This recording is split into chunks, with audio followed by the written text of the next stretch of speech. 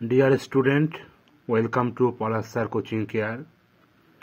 আজকে আমি তোমাদেরকে আমাদের ওয়েস্ট বেঙ্গল বোর্ডের মাধ্যমিক বোর্ডের ফাদার সেলফ লেসন 1 যে চ্যাপ্টারটা আছে সেই চ্যাপ্টারটা আজকে তোমাদের আমি পড়াবো। ফাদার সেলফ আমাদের রাইটার হচ্ছেন আর কে নারায়ণ। আমরা সকলে জানি আর কে নারায়ণ নাম আমরা আগেও শুনেছি। আর কে নারায়ণ যিনি জন্মগ্রহণ করেছিলেন 1906 এবং উনি মারা যান 2001 অর্থাৎ 2001 সালে। আমরা জানি উনি একজন ভারতীয় ইংলিশ সাহিত্যিক এবং ওনার গুরুত্বপূর্ণ যে কাজগুলো সেগুলোর মধ্যে মালগুডি ডেস এবং দ্য গাইড এগুলো তিনি কাজ করেছেন। তার পাশাপাশি তিনি অ্যাওয়ার্ডেড হয়েছেন, সাহিত্য একাডেমি অ্যাওয়ার্ড পেয়েছেন 1958 সালে। এবং এই যে স্টোরিটা তোমরা পড়বে, এই স্টোরিটা অ্যাকচুয়ালি মালগুডি যে ডেস সেখান থেকে এডিটেড করে করা হয়েছে। এখানে দেখা যাচ্ছে একটা ইয়ং বয় যার নাম স্বামীনাথন, শর্টকাটে আমরা স্বামী বলতে পারি, এখানে সেটা উল্লেখ আছে। সেই বাচ্চাটি কি করবে? সেই বাচ্চাটি স্কুলে যেতে চাইবে না এবং তার বাবা তাকে স্কুলে জোর করে পাঠাবে এবং সেক্ষেত্রে অনেক কিছু ঘটনা ঘটবে। কি ঘটনা ঘটবে সেই বিষয়গুলো আস্তে আস্তে আমরা জানতে পারবো এই গল্পটার মাধ্যমে। আমরা শুরু করি, প্রথমে ইউনিট 1 থেকে শুরু করছি আস্তে আস্তে। বলছে দেখো, লাইং ইন বেড মানে বিছানায় শুয়ে স্বামী রিয়ালাইজড, স্বামী বুঝতে পারলো, রিয়ালাইজ মানে বুঝতে পারা বা অনুভব করা, উইথ এ শাডার, শাডার মানে হচ্ছে কাঁপুনি, শাডার মানে কি কাঁপুনি, অর্থাৎ লাইং ইন বেড বিছানায় শুয়ে স্বামী রিয়ালাইজ, স্বামী বুঝতে পারলো বা অনুভব করলো একটা কাঁপুনি সহকারে, that it was Monday morning, যে এটা হচ্ছে সোমবারের সকালবেলা। It looked as the only a moment ago it was Friday, মানে কয়েক মুহূর্ত আগেই মনে হচ্ছিল যেন এটা কি ছিল, শুক্রবার। অর্থাৎ শুক্রবার স্কুল ছুটি হয়েছিল এবং শনি রবিবার ছুটি ছিল। আমরা জানি যে সাধারণত যে বাচ্চাদের স্কুলগুলো হয় সেগুলো মানে বেশিরভাগ ভালো ভালো স্কুলগুলোতে সোম থেকে শুক্র পর্যন্ত স্কুল হয় এবং শনি রবি ছুটি থাকে। অলরেডি মানডে ওয়াজ হেয়ার, অলরেডি কি সোমবার হয়ে গেল। হি হোপড, সে স্থির করলো বা সে মনস্থির করলো, he didn't have to go to school, মানে সে স্কুলে যাবে না। এখানে ডিডেন্ট যে শব্দটা এটা হচ্ছে ডিড নট। আমরা জানি যে ইন্ট্রোডাকশন যেটা সংকোচনের বিষয়ে বলা হয় সেই বিষয়টা এখানে আছে। He didn't have to go to school মানে সে সিদ্ধান্ত নিল যে সে স্কুলে যাবে না। At 9 o'clock Swaminathan well, well মানে আর্তনাদ করা বা চিৎকার করা।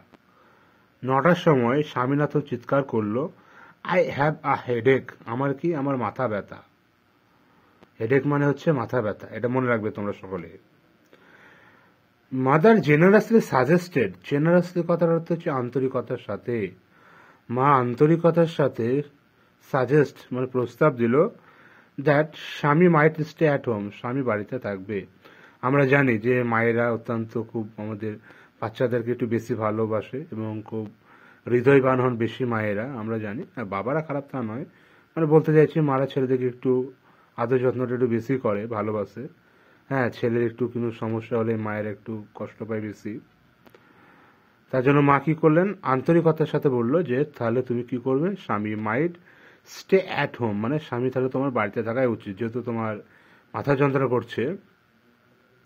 অ্যাট 9:30, 9:30 সময়, when he ought to have been in the school prayer hall, ought to কথাটা উচিত অর্থে ব্যবহার হয়। তো যখন 9:30 বাজে এবং সেই সময় তার কোথায় থাকা উচিত, ইন দ্য স্কুল প্রেয়ার হল, অর্থাৎ স্কুলে যে প্রার্থনার যে হলঘর, আমরা জানি যে স্কুল শুরু হওয়ার আগে একটা প্রার্থনা হয়, ক্লাস শুরু হওয়ার আগে, সেই প্রার্থনা ঘরে থাকা উচিত। ঠিক সেই সময় কি হচ্ছে, স্বামী ওয়াজ লাইং, স্বামী শুয়েছিল কোথায়, on the bench in the mother's rooms, কোথায়, মায়ের ঘরের বেঞ্চের উপরে কিন্তু স্বামী শুয়েছিল। স্বামী বলতে অ্যাকচুয়ালি এখানে স্বামীনাথন, স্বামীনাথন এখানে শর্টকাটে স্বামী, এটা মনে রাখতে হবে।